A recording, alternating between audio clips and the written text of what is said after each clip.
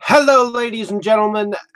And this is Inside Movies Galore. I'm your host, David Streggy, and here I have another review for you, distributed by Open Science Productions. I believe this is the second film that the company has distributed, and it's directed by Christian Nash, filmed in 2016, and it's called Made Guys. Um, and now I wish that I had seen Phantom of the Woods before I'd watched this film, but I ended up watching this before I watched Phantom because I normally enjoy watching earlier productions on forward of directors, but this is the first feature of Christian Nash's, I believe, and so I'm going to describe Nash's film to the best of my ability. So here I go. The film begins when two guys are driving a vehicle on what looks like some kind of a road, one of them being injured, and they get out and open up their trunk as we see that there is someone in the trunk. So they both pull out guns on this person, and then it goes back to 2 weeks before in Chicago, Illinois. As we discover, there is a family by the name of Clemento that apparently have come under investigation because of a shipment that wasn't being watched in a milk packing plant in their names. So they go out and hatch a plan to send a guy by the name of Bobby the Butcher to Fort Wayne, Indiana to scare up some local talent and turn a profit in some way, shape, or form.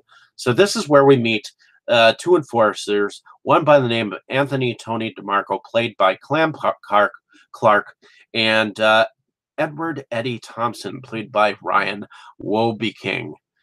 So essentially, these two bumbling idiots are in the process of running someone out of town for a local crime boss that they work for.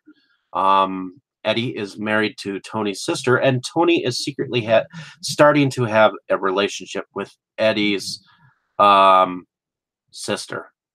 Meanwhile, instead of just roughing up and scaring the guy, they are that they are told to deal with. Eddie shoots the guy's dick off and seems to get a boner every time he shoots someone.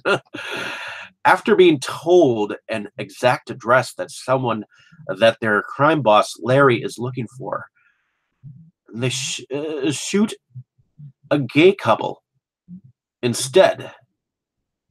They are stuck being backup for Vicky, who supposedly has slept with Tony, who is obviously overweight, and you would almost think that no one would want to sleep with him because he is just that a big guy, and he's not exactly the handsomest of men.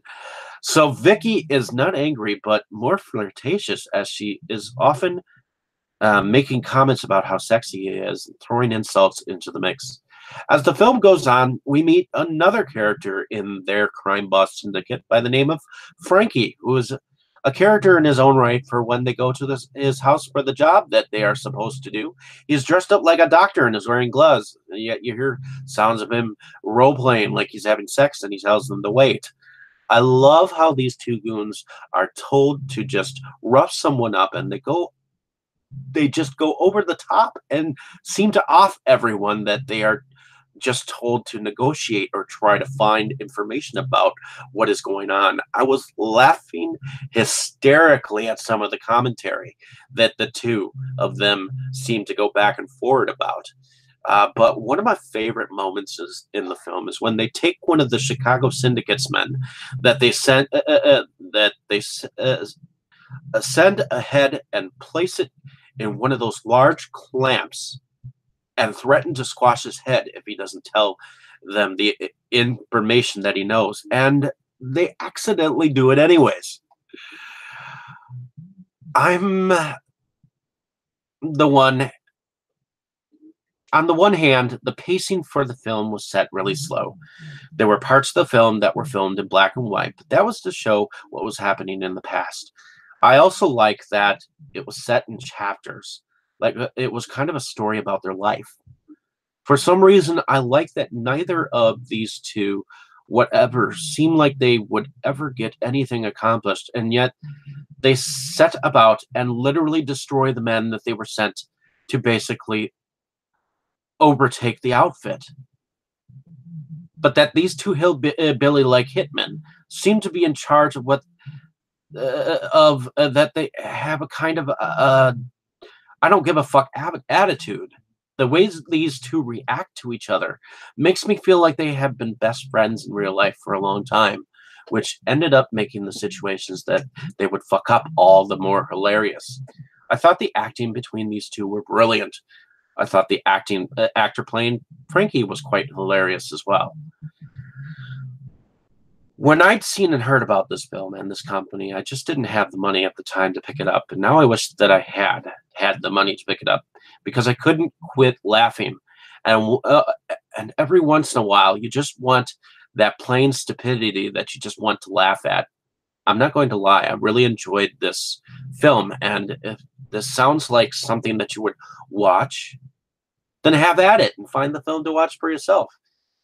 It definitely has some older humor, and it has a Godfather type feel to it, and it was entertaining. I'm going to recommend this film for all of you independent film lovers out there. I was entertained, and hopefully you enjoyed my description of this film. Like and subscribe to my page if you have not. Here's what the film looks like. You can check it out for your own self when you get a chance. And if you've seen the film already, let me know down in the comments what your thoughts were below of the film. So thanks for the traffic. Thanks for listening. And thanks ahead of time. Have a great evening, morning, or afternoon, wherever you are. Thank you so much.